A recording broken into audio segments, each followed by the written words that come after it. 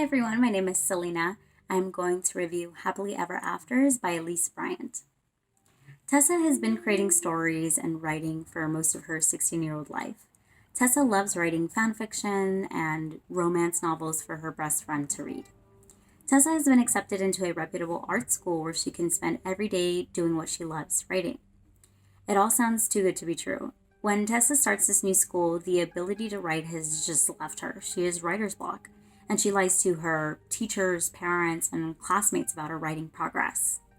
Tessa's friend Caroline has an idea that if she has a big romance in her real life, she can use those experiences as inspiration to finish the book that she has had trouble with. Tessa and Caroline form a plan to date the most popular guy in high school, Nico.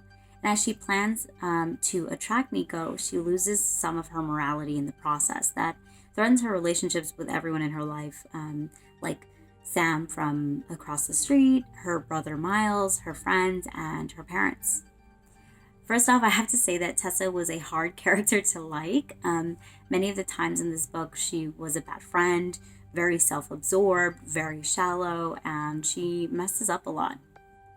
This may have been presented for character growth, but I still feel like she needed a lot more work at the end of the novel.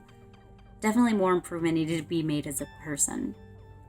I enjoyed that the characters seemed real. There were real tensions between characters that you could feel in the air.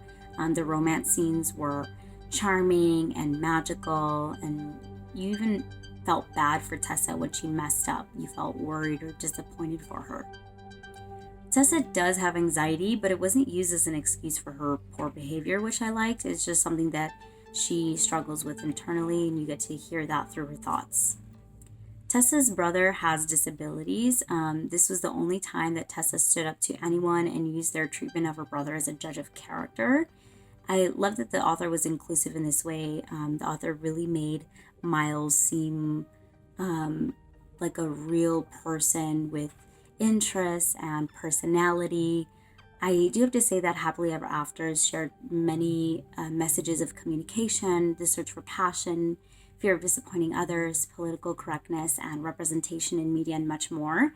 Because there were so many messages in this book, it felt like they were all very quickly addressed and closed.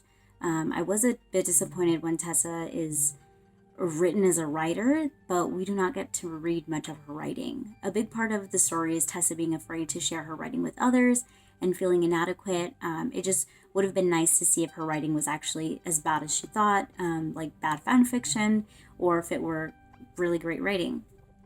I think I would have connected to the characters more if I also knew the story that she was writing. Being completely honest, I fell asleep at the ending of the book. I really wanted to like it, but I think I was just disappointed.